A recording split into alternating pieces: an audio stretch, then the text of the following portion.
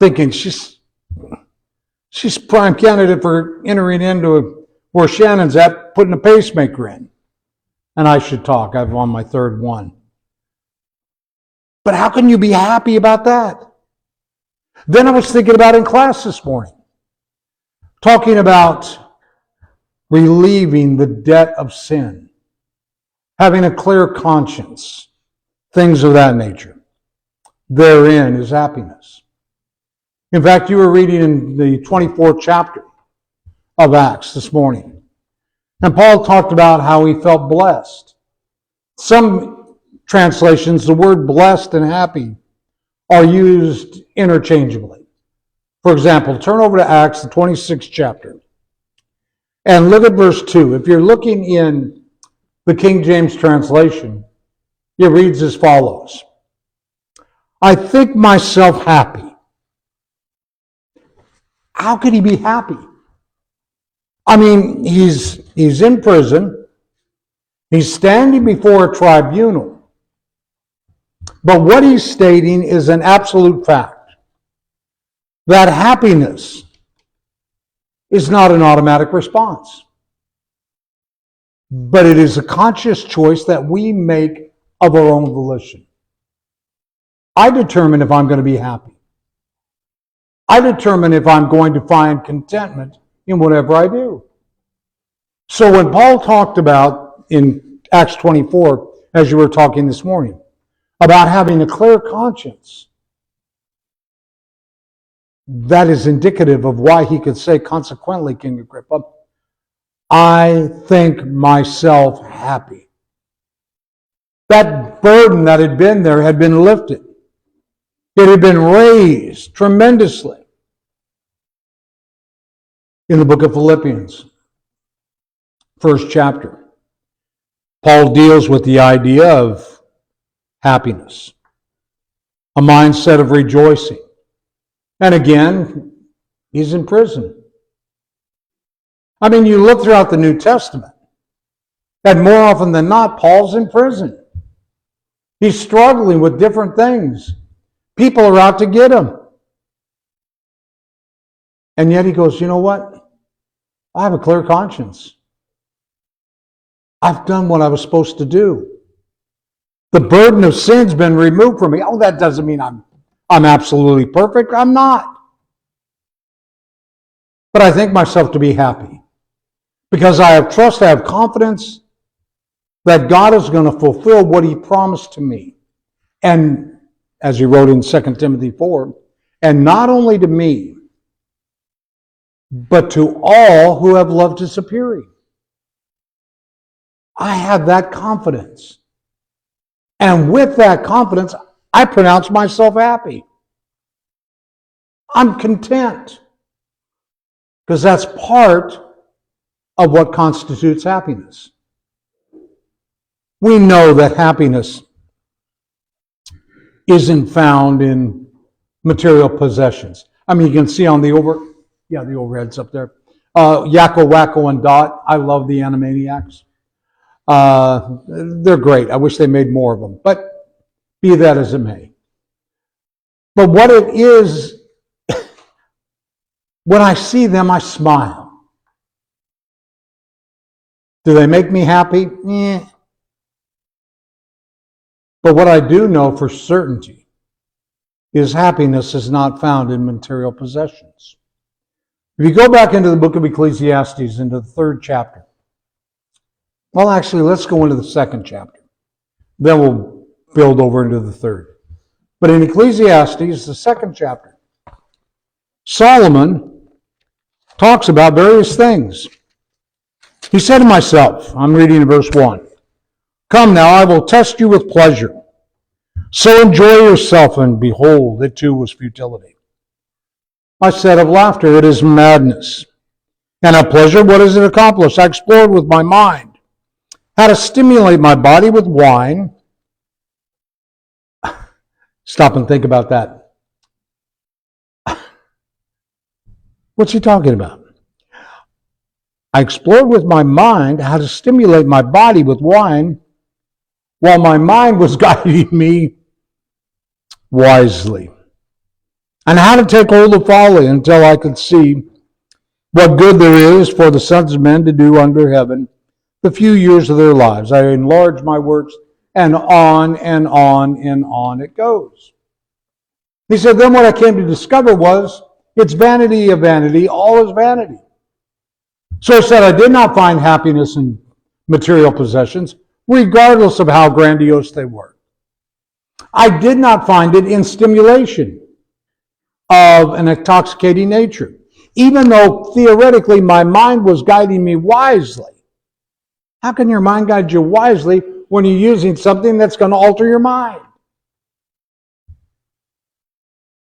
It wasn't found in wealth, and he was wealthy beyond wealthy. It wasn't found in success, and it wasn't found in the level of education. So in all those things that mankind looks at and kind of attributes to somebody, if they had all of them, that they would therefore be happy. No. Because you can be happy and be a person of common knowledge, a person who has no possessions to speak of, does not own a home, does not have all the wealth and attainable things others look at. And you can be happy. Doris Mortman, I don't know if you can read the quote on the overhead, but she made this interesting quote. Until you make peace with who you are, you'll never be content with what you have. Do you like who you are? I mean, do you really like yourself? Because a lot of times we do something weird. What that weird thing is somebody wants us to do something or go along with something, and we'll do this. I'm sorry, I don't do that. I'm a Christian. Why are you apologizing for being a Christian? And you go, well, that's not what I did. Yes, it is. I'm sorry I'm a Christian because now I can't do that. We struggle with that. We live in a world that downplays Christianity. We live in a world that's trying to suppress Christianity. And even though they talk about it in other terms, that's not the case. Do you realize that in the 1940s, roughly 75% of the population of the United States attended church services at least once a week? 75%. Today, it's in the 40s. What happened? What transpired? People stopped liking who they were in relationship to the God of heaven. We need to get back to understanding that. We need to get back with trying to have that burden be lifted so that we find a level of happiness that is unparalleled, because that's what God promises to us. Happy people like who they are. They love who they are. Paul said it. He celebrated it because they are known by God. Go with me, if you would, over to the book of Galatians. And in Galatians, I want us to go into the 4th chapter. We're going to drop down in at verse 9. Paul writes, "But now that you have come to know God, or rather be known by God," that's the key. Does God know you? Does God know who you are? Have you built a relationship with God? Because that's what we want. We want that relationship. I shared a story with you at some point before. I went to a seminar and I met several people of note, one of which was George Foreman. Had dinner with George Foreman. Had a picture taken with George Foreman. All the trappings and whatnot. George Foreman knew that I preached somewhere out in the valley. And George Foreman preached as well. He said, tell you what, I'm going to come out in the valley and I'm going to come see you. Give me your address, blah, blah, blah. If you were to walk up to George Foreman today and ask him who I was, he wouldn't have a clue. Now, I say I know George Foreman, and I tell you the story. But I'm not known by George Foreman. And people will tell you, well, I know God. But have you built a relationship so that God truly knows you? That God would claim you? Oh, how wondrous that is. How beautiful to have a positive relationship with God. It makes you happy. We just read in Philippians 3rd chapter those verses that Shannon read for us. And how beautiful all of that is. And how Paul had come to that level of satisfaction, of happiness, of feeling blessed because of the relationship that he had with God. But I want us to go, for the sake of time, over to the 144th Psalm. And in Psalms 144, look down at verse 15. And notice what the writer puts out. How blessed. Now again, that word blessed in many translations is translated happy. How happy are the people who are so situated. How happy are the people whose God is the Lord. We've got a positive relationship. The burden of guilt has been removed. God knows me. And I know God. And how happy I am. I forget what number it is in the songbooks. I noticed you guys got new songbooks. But anyways, it's called My God and I Go in the Field Together. I love that song. Because we walk and we talk as good friends should and do. We clasp our hands, our voices ring with laughter. My God and I walk through the meadow's hue. It's talking about relationship. And it's talking about somebody who really likes themselves. I like myself as a Christian. If I weren't a Christian, I would have no like whatsoever of the person I was. Have you ever been rejected by somebody? My mother and two of my sisters were in a mall one time. And they were shopping, doing whatever girls do in a mall. And this was a long time ago. And I hadn't seen him for a while. I wasn't living at home. And my hair was growing out, and I probably didn't look as well apportioned as I should have. And I saw my mom and sisters and went, hey, hey! And they went, no way! And went the other way. It was a little snippet in life. But the rejection was devastating. I've been devastated by my mother, by my sisters. How rotten of a person am I? Now my friends would say, oh, you're not so bad. We can tolerate you. But could you imagine being rejected by God? I want to be known by God. I want to have that relationship. And when that relationship is there, how blessed and wonderful is it? So, do you really like who you are? Because that's part and parcel of happiness. And again, this all goes back to what Paul was saying. Consequently, I think myself happy because I like who I am. My burden of sin has been lifted. I've got a clean conscience. I'm building a relationship with God. And as was brought up in class, part and parcel of it is because of hope.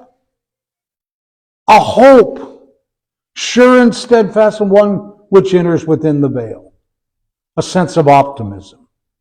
Hebrews the 6th chapter, verse 19 is what I just quoted. And that's what we long for.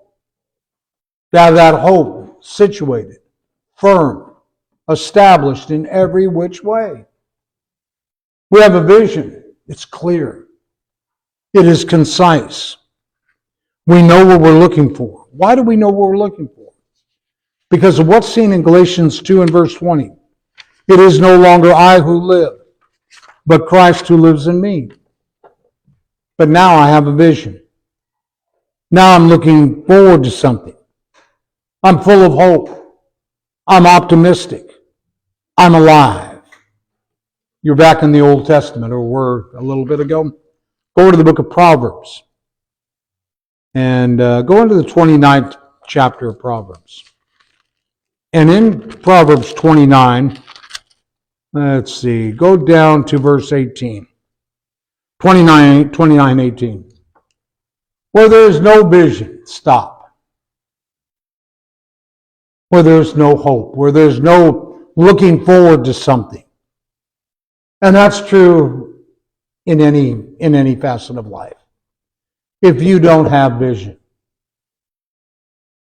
But you need to have vision. I was asking Story this morning. Okay, Story, what story you got to tell? Okay, Story, what story do you have to tell about your grandma? And on and on and on. I hope Story has a lot of stories to tell about her life. I hope she has stories to tell about what she's looking forward to doing. Her hopes, her dreams, her aspirations. And that they're ever going to be there. It doesn't stop right here, but it goes on. Well, for the child of God, as long as we are alive, we have a story. We have a vision. We long for. I long for. I know there is laid up for me the crown of righteousness. And not only to me, but to all who have loved his appearing. That doesn't make you happy. I don't know what would. I've got something waiting. Greater and grander. I saw this picture that's on the overhead. And I saw it shortly after I had asked Kurt a question about some band that somebody told me to listen to.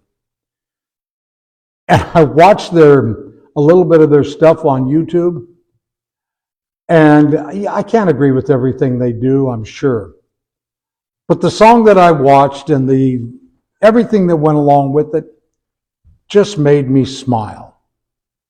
The band String Cheese Incident. And it was just exuberant. And the people seemed genuinely happy.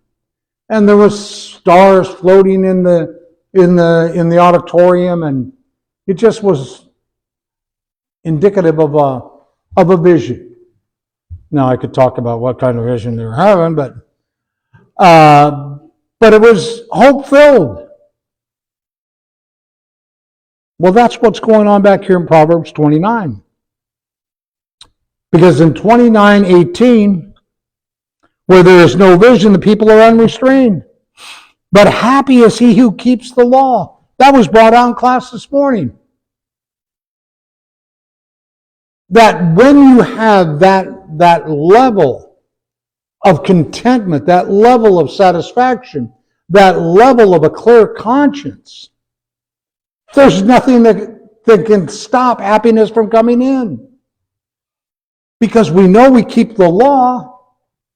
We know that we're hand in hand with God, that God knows us. We don't want to do anything to upset that. And so we press on toward the goal. Happy are we? We've got it all. And it waits for us. Peter talks about it being a living hope. Living. It's not dead. We're looking forward to something. To a realization that is to come. And so happy people are those people that are filled with hope. And it shows. It shows. But happy people are those tend to be outgoing. Now, I'm a curmudgeon. But in a lot of ways I'm outgoing. I'm a whole lot more outgoing now than I was when I first obeyed the gospel. I truly am. And little by little, I'm tearing down the barrier of the dividing walls. And so I'm trying to get to be more outgoing. Because that's what we're supposed to do. Always abounding in the work of the Lord. Paul, he was effervescent. He was constantly going. He was like the Energizer Bunny. Bang, bang, bang, bang, bang, bang. Just keep going, going, going. Even in prison. Guys, we're talking about it in class. He was still talking to others in prison, to those in authority. He was talking to them. Proverbs again, 14:21. You can see it on the overhead. He who despises his neighbor sins, but happy is he who is gracious to the poor. I love having people over to the house. I do. As we downsize, because we were told the house is going to be sold, we're not going to have that opportunity anymore. So gone will be the murder mystery parties. Gone will be the once monthly classes and the brunch that follows with 30 people there. Gone will be a lot of things. But I enjoy having people over. It makes me happy. Why? Because it allows us to interact as Christians. We open up of ourselves. We open up to others. And we celebrate others. It gives us the chance to take the message out to the lost. It used to be that a friend of mine and I would draft people to go with us a couple times a year. And we would go out into the park in North Hollywood. And we would feed people. We would go out into the bushes and tell them, here's what we're doing. And they would come to get something to eat. And then we'd try to talk to them about Jesus Christ and Him crucified. Was it a good way of approaching it? No, it wasn't. But it was something that we did. And we try to do different things. But we have to be outgoing. Recently, I was kind of put to shame. There was an event happening Sunday morning, half a block away from the church building. And four of the women said, we're going to go down and we're going to talk to the people down there for the event. Some kind of walk-a-thon or city takeover, people take over the streets and enjoy riding bikes and stuff. So four of the women went down there. I gave them a bunch of material to pass out. And they interacted. Oh, did we see any results of it? Not yet. But you see it in those women. And I'm just preaching to myself right here on this point. I've got to do more of those kind of things. Oh, I do some one-on-one things, but you don't have as much chance unless you're out, active, and involved. Happy people are people that are outgoing and enjoy that. They do good to all men, and especially those of the household of faith. So we got to be mindful of that. Contentment is the key to happiness. I've learned the secret of contentment, Paul writes. I've learned to be content. That's what he pens to the Philippians in the 4th chapter of that epistle. I've learned. So contentment is not just something that happens. It's something that you learn, you grow, and you develop into.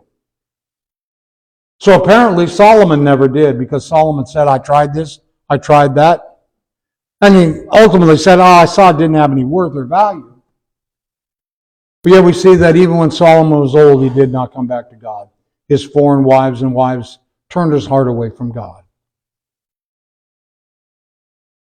But you can find peace and contentment. Are you driven? Oh boy, I'm going to be preaching to us here in a minute. Kirk, this is Shannon. What we're talking about over there? Buying new cars. Buying new cars. Oh, my car's got this wrong and this wrong. I got to get a new car. Why couldn't you be content with the Ford? I mean, I'm content with a Kia. Contentment. Have we found that level? Are we learning to get there? Man at peace with himself. Homostasis. He's at peace with himself. So you go, how could Paul be at peace with himself when he's in prison? Because he said, I think myself happy. I think myself blessed. I know there is laid up for me the crown of righteousness. Therefore, I can deal with it. And I can think on these things. What things? Whatever things are positive. Now, you guys are going through the book of Acts. And I appreciate the way you're doing it from what I saw today. Considering the ramifications of what's transpiring, what's going through Paul's mind as he's in there, and the doctrinal issues naturally. But what he's thinking, what he's dealing with, how he's trying to overcome whatever negativity might be there. Whatever things are positive, think on these things. No? That's where you get to peace and contentment. That's where you get to those levels. Jesus said in Matthew the 11th chapter and verse 28, come to me all you are weary and heavy laden, and I will give you rest. Take my yoke upon you and learn from me. Have we learned from Christ? Have we decided to do those things? Have we decided to be happy? I mean, I realize that what we tried to do with this lesson is try to put 10 pounds of flour in a 5-pound bag. There's a lot more to it than what we just talked about. And a lot more we could add. We could go through the steps. Change your thought process. Yeah. Have a mindset that's on the Spirit, Romans 8, verse 6. Stand back and see the world for what it really is. Ecclesiastes, the 3rd chapter, verses 1 and following. There's a time and event for every season under heaven. And yes, bad things happen to good people. Time and chance overtake us all. Lighten up. Don't be so serious all the time. But always remember that you've got God on your side and you have to hold on to His Word. Be yourself. Don't apologize for being a Christian. And we do that an awful lot. Well, I'm going to leave the lesson there for you because our time's up. And I was just explaining a little while ago. Last year, when I was here for the lecture, I was given like 35 or 40 minutes. And it's all Jim's fault because he gave me a very involved subject to deal with. And it took me over an hour to do it. And poor David Barnes, he was chomping at the bit to get up here. And Joe Griffin was doing the same thing, but I ran well over. So I won't do that today. But I do want you to be happy. I want to be happy. And I think I've found it. And happiness is not giddiness. Happiness is what you have inside. And it is that level of contentment. It is that level of peace. It is that place where we want to get. Thanks be to God that we can get there. Thanks be to God that He provided us an avenue. Thanks be to God that He provided us His Son to be the propitiation of our sins. He is the Prince of Peace, and that's what He affords. If you're here this morning and not a child of God, we'd love nothing more than to have the opportunity to sit down, open the Bible, and study with you, to show you what it would take for you to become a child of God. We talked about some of the end results, that you have freedom of sin. In class, Jim quoted from 1 Peter 3:21. And corresponding to that, baptism now saves you. Not the removal of filth from the flesh, but an appeal to God for a good conscience through the resurrection of Jesus Christ our Lord. Good conscience. Father, I've done what you asked me to do. I've obeyed. Yes, I've repented of my sins. I've confessed Jesus Christ as the Son of God before men. I have faith. I've done everything. Now I appeal to you because I've done it all that you've asked. And God will forgive us of our sins. And the burden that's lifted. Try and think back to when you've done something terrible, and you had that sin removed. How did you feel? Now magnify that times infinity. And that's what we feel when we're forgiven by God. What a blessing. What a weight is removed. And that can happen if you'll only obey the gospel of Jesus Christ. If you need the prayers of the congregation for strength or encouragement, having at one time been faithful, be happy to pray for you. Whatever way we can help spiritually, we invite you to come while we stand and sing the song select.